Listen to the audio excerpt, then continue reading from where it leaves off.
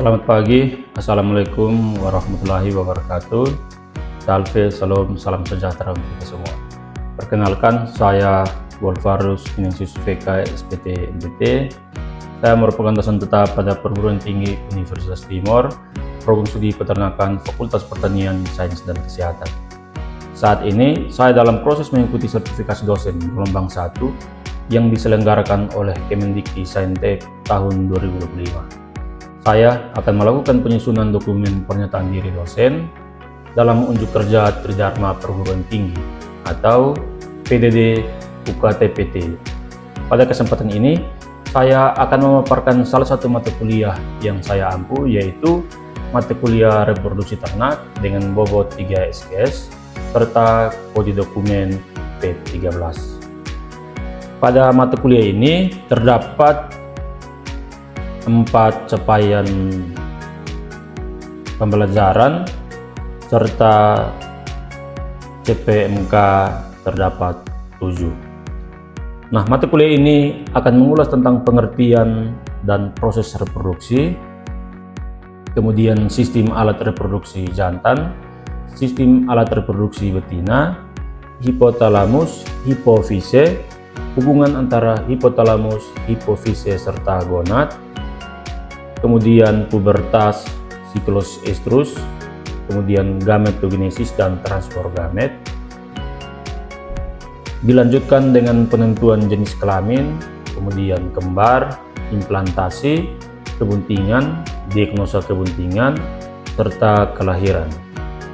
Pada pembelajaran dalam kelas nanti, saya akan membahas topik ke-9, yaitu tentang gametogenesis, di mana pada gametogenesis terdapat salah satu bagian pembelajaran, yaitu tentang spermatogenesis atau proses pembentukan spermatozoa. Jadi saya akan membahas mata kuliah reproduksi khususnya spermatozoa pada proses video pembelajaran selanjutnya. Untuk itu, mari kita simak proses pembelajaran saya di dalam kelas. Semoga video ini bisa memberikan yang terbaik. Sekian dan terima kasih.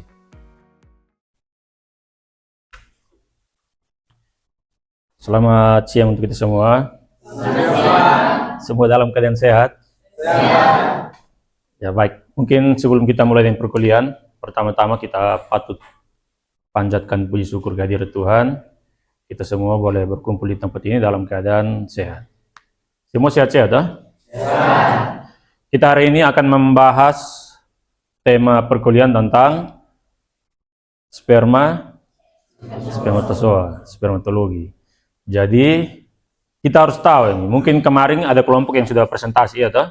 Presentasi tentang spermatozoa. Tetapi dari presentasi itu mungkin kita lihat masih ada hal-hal yang kurang. Jadi kita perlu memperjelas, kita perlu perdalam lagi tentang apa itu spermatologi, spermatozoa. Sebelum Pak lanjut, apa ada yang tahu definisi dari spermatozoa itu apa? Spermatozoa. Ada yang tahu bisa mendefinisikan itu, silakan. Siapa yang bisa mendefinisikan apa itu sperma? Apa itu spermatozoa? Salah satu, coba menjawab. Jangan takut salah, ya. Kalau salah kita perbaiki. Silakan. Oi, laki-laki saja. Baik, terima kasih atas kesempatan yang diberikan. Jadi, spermatozoa merupakan sel yang dimiliki oleh pejantan. Sel gamet yang dimiliki oleh ternak jantan. Apakah ternak betina juga memiliki spermatozoa? Ya. Apa yang dimiliki oleh ternak betina? Sel telur, atau kita kenal yang istilah apa? Sel telur, bahasa ilmiahnya apa? Bahasa gaulnya? Ovum. Harus tahu itu. Oke, kita lanjut, ya. Nah, ini yang pertama, kenapa kita perlu memahami tentang spermatozoa? Karena kita belajar tentang reproduksi. Kita belajar tentang reproduksi, berarti kita belajar tentang bagaimana memperbanyak keturunan, mempertahankan keturunan. Kalau tanpa reproduksi, dijamin 100%. Keturunan tidak pernah akan ada. Tidak pernah akan ada sigit yang baru, terus yang lain-lain. Ya, toh? Maka kita perlu belajar yang namanya reproduksi. Salah satu faktor yang menentukan keturunan itu bisa ada ya, selain tadi ovum dari betina, berarti harus ada sperma, sel sperma. Untuk kita kenal dengan spermatozoa dari pejantan. Maka kita perlu tahu apa itu sperma. Kita perlu melakukan studi juga. Studi tentang apa itu sperma. Perlu kita riset tentang sperma. Jadi itu harus kita pelajari dengan baik. Kita harus tahu tentang itu. Apalagi kita berbicara tentang reproduksi ini. Kita mau mempertahankan keturunan, mau memperbanyak keturunan, mau memperbaiki genetik, kita harus belajar tentang sperma. Tanpa sperma, semua sia-sia. Kalau mau harap sel telur sendiri, tidak mungkin. Ya, toh? Harus ada sperma. Nah, ada beberapa hal yang akan kita pelajari di sini.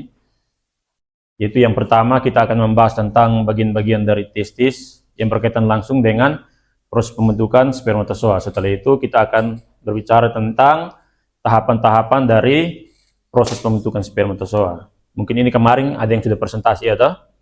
Kemudian bagaimana peran hormon dalam pembentukan spermatozoa, serta yang terakhir, bagaimana gangguan dan kelainan dari spermatozoa.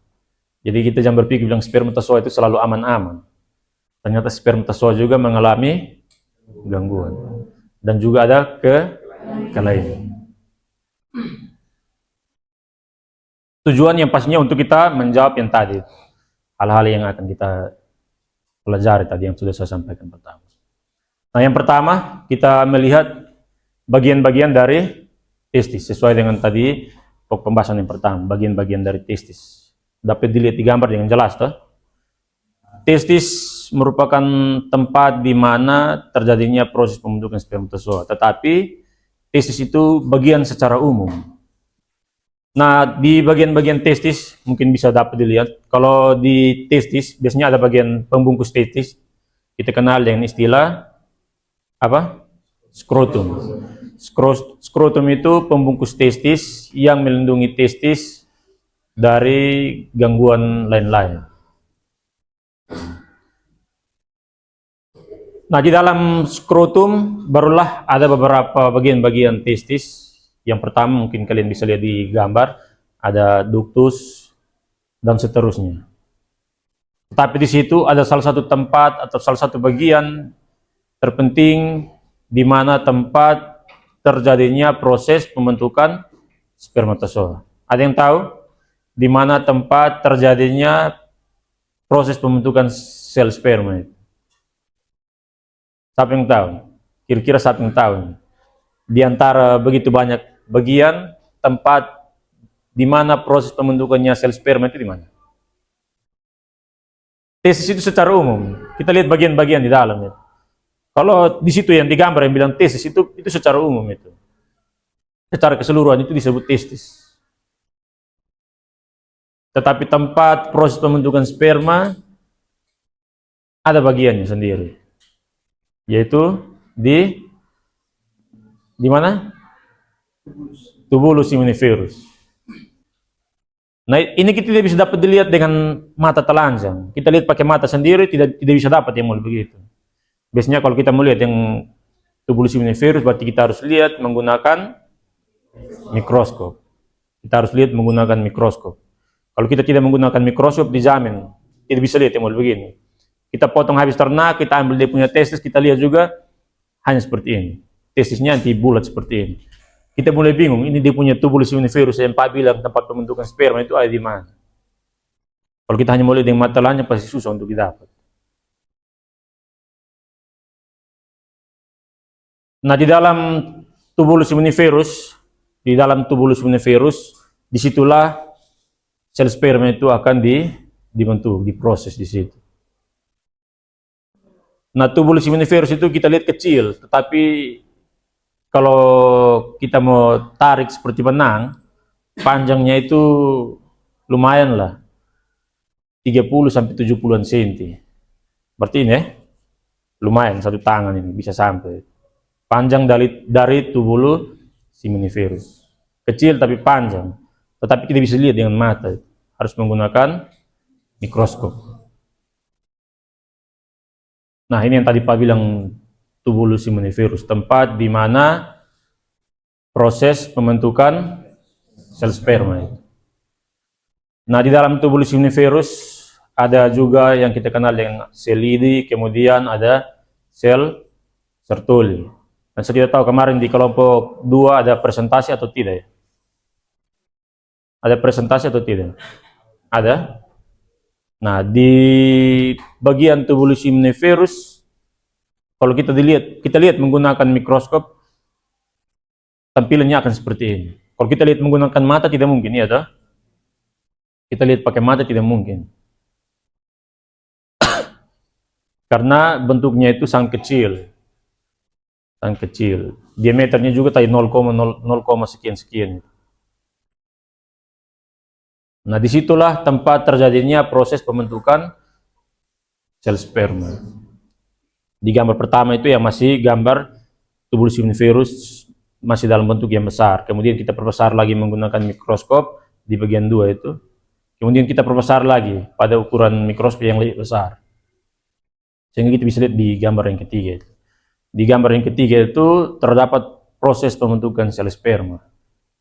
Proses pembentukan sel sperma. Nah, di proses pembentukan sel sperma itu yang kita kenal nanti ada spermatid, terus spermatosit primer, sekunder, baru jadi spermatozoa itu. Nah, itu prosesnya yang ini di dalam sini. Yang gambar-gambar hitam, kemudian yang sudah agak membesar, gambar yang titik-titik hitam dari yang paling kecil itu, bisa lihat toh? Sampai yang paling besar, ketika sudah matang baru dia bisa menjadi sel sperma.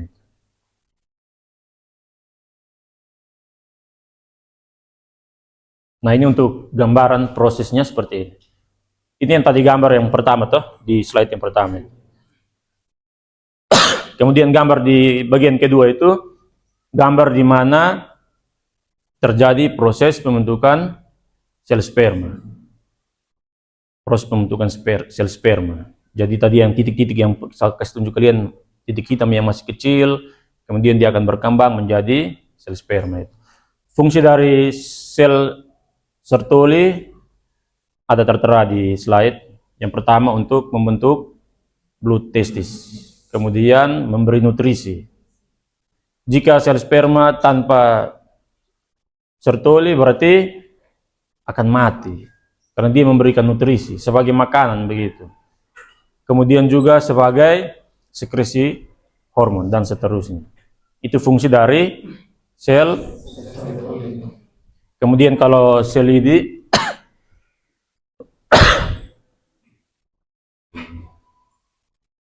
kalau dari sel lidi dia berfungsi untuk menghasilkan androgen, itu hormon. Ada hormon di situ.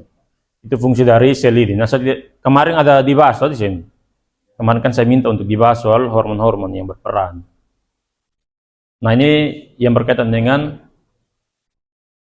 proses pembentukan spermatozoa, atau kita kenal dengan istilah spermatogenesis. Spermatogenesis merupakan proses pembentukan sel sperma.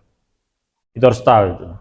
Jadi kalau orang bilang, oh, ada pertanyaan seperti ini, apa itu spermatogenesis? Apa yang kalian jawab? Proses pembentukan sel sperma. Kalau apa itu oogenesis? Proses pembentukan sel telur. Nah, ini untuk proses pembentukan sel sperma kita akan tayangkan dalam bentuk video. Bisa simak toh?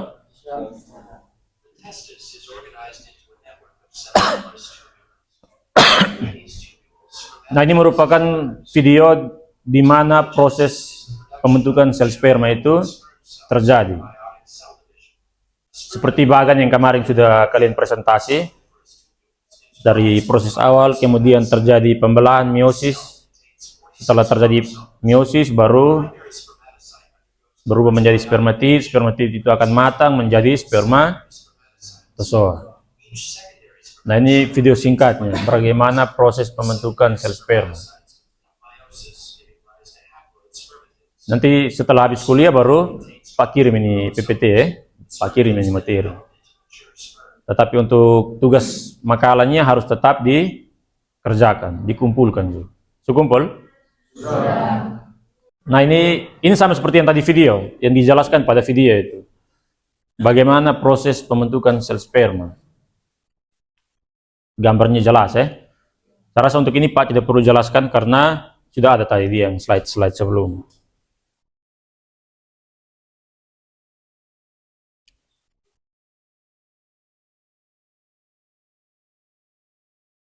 Nah, ini juga ada video bagaimana proses pembelahan itu terjadi. Proses pembelahan kita kenal dengan istilah apa? Meiosis. Meiosis. Bagaimana proses pembelahan itu terjadi. Bisa dilihat toh? Nanti kita simak bersama ini video ini. Nah, ini sudah terjadi proses meiosis ini. Proses meiosis. Ini meiosis 1 ya.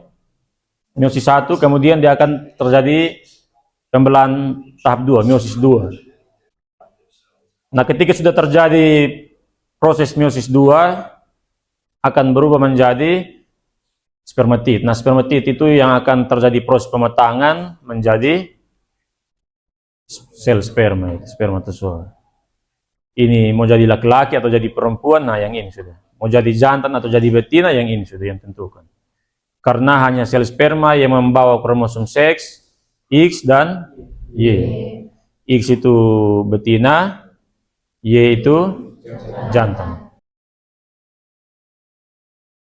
Nah, ini proses pematangan sel sperma yang tadi spermatid akan matang menjadi spermatozoa. Nanti lebih jelas kita akan lihat nanti Pak kirim slide baru kalian pelajari ya. Kita lanjut ke slide berikut. Oh, ini juga ada video struktur dari sperma. Struktur dari sperma. Nah, sperma yang sudah matang harus terdiri dari beberapa struktur. Yang pertama ada bagian kepalanya, harus ada bagian tengah, serta ekor. Nah, biasanya di bagian kepala itu ada nukleus. Tahu nukleus? Apa nukleus? Inti sel. Kemudian ada bagian tengah, itu ada leher. Sama kita manusia ya toh? Ada leher dan badan begitu. Di bagian tengah itu ada mitokondria. Kalau di bagian kepala itu biasanya ada nukleus, kemudian ada akrosom. Akrosom ini yang berfungsi untuk membantu kepala itu masuk ke dalam sel telur itu.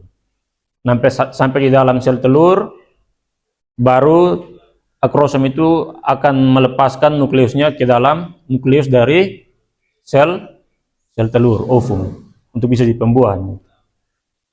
Kemudian ekor ini sama seperti kalau kita manusia apa? Kaki. Fungsinya untuk apa? Berjalan atau berenang ini. Pokoknya yang pastinya berjalan begitu untuk membantu terjadinya proses pergerakan. Ekor berfungsi untuk bergerak. Jadi sel sperma itu bisa bergerak maju, mau cari sel telur di mana juga dia akan siap untuk cari. Itu hebatnya sel sperma. Sel sperma itu hebatnya di situ. Mau cari sampai di mana dia tetap cari.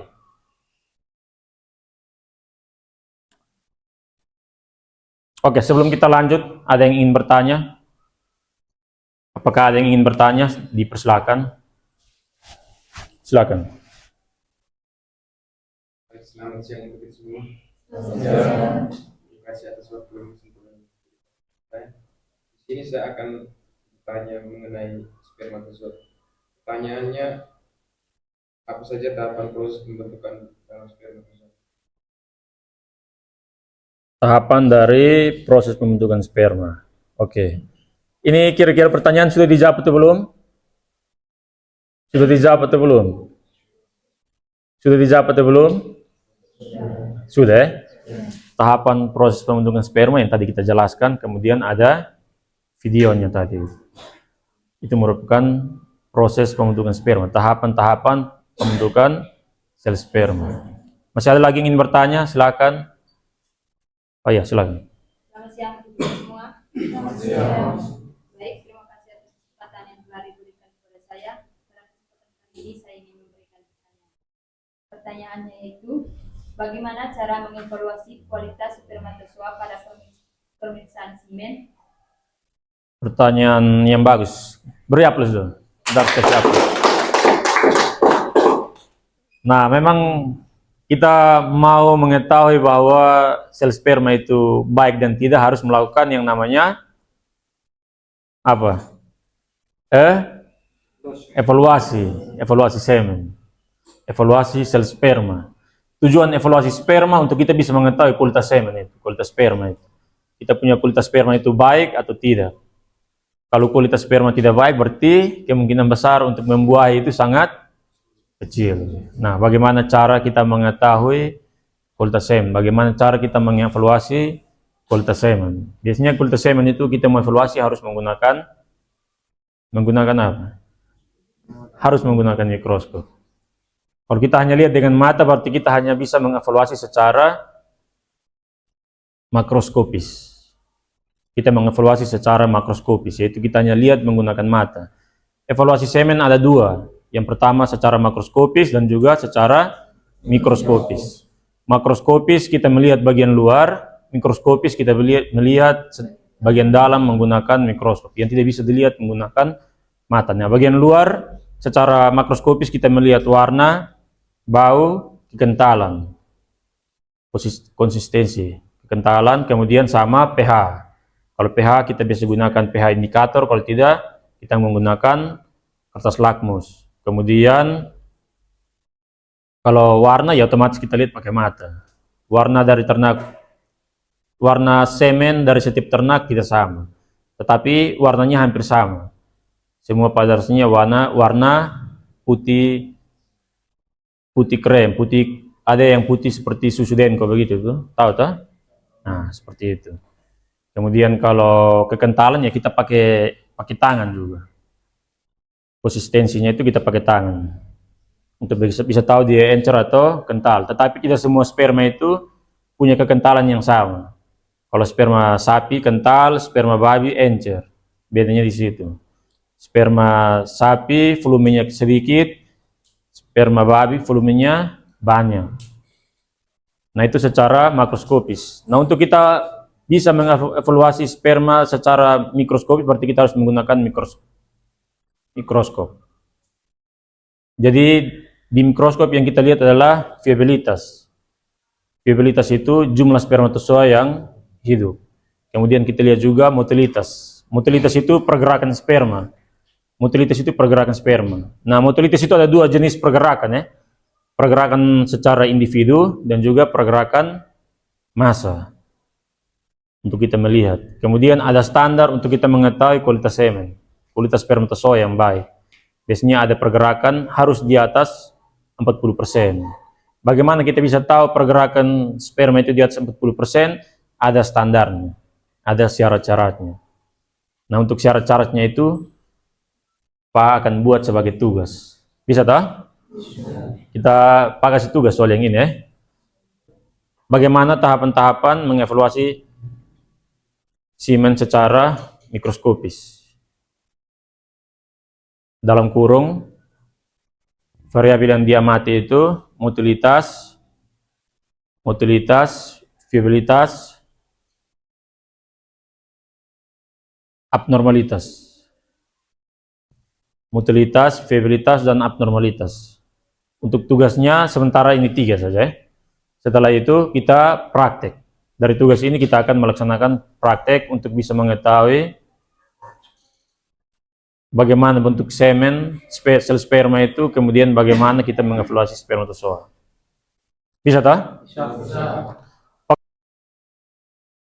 Nah, biasanya di sel sperma tadi kita harus tahu juga bahwa sel sperma tidak selamanya baik. Begitupun dengan ovum, ingat. Bukan hanya sel sperma, tetapi ovum juga sama. Ovum juga bisa memiliki kelainan, sama dengan sel sperma juga memiliki kelainan. Itu yang kita kenal dengan istilah abnormalitas dari sperma. Nah, abnormalitas sperma biasanya ada dua. Yang pertama itu adalah abnormalitas primer dan sekunder. Primer itu abnormalitas yang terbentuk dari dalam tubuh, terbentuk dengan sendirinya. Sekunder itu abnormalitas yang terjadi di luar. Bisa saja karena ulah manusia. Ketika kita melakukan evaluasi, bisa mengakibatkan yang namanya abnormalitas. kepala putus, ekor putus.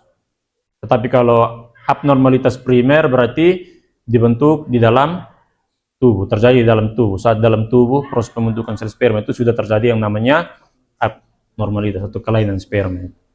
Nah, kelainan sperma itu ada beberapa jenis, bisa dilihat di layar. Ada yang ekornya 2, kepalanya 2, ada yang ekornya pendek, ada yang kepalanya kecil, ada yang kepalanya besar sekali, ada yang kepalanya bentuk tidak seperti bentuk kepala yang normal pada sperma dari setiap ternak. Pokoknya semua itu tergantung dari kelainan pada saat proses pembentukan itu terjadi.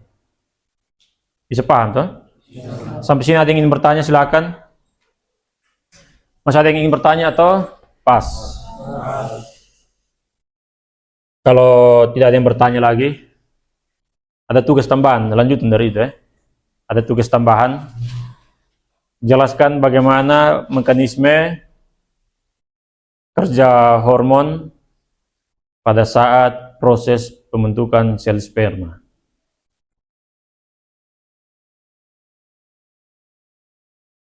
Sudah? Jelaskan bagaimana sistem kerja hormon pada saat proses pembentukan sel sperma. Nah, tugas ini akan dipresentasi minggu depan. Sebelum kita lanjut materi ini, kita harus presentasi. Nanti Pak pilih di antara kalian secara acak. Siapa yang dipilih berarti dia harus presentasi. Bisa? Harus bisa. Oke. Kalau tidak ada pertanyaan lagi, perkuliahan kita cukup sampai di sini. Kita ketemu di pertemuan berikut. Semoga semua tetap dalam keadaan sehat.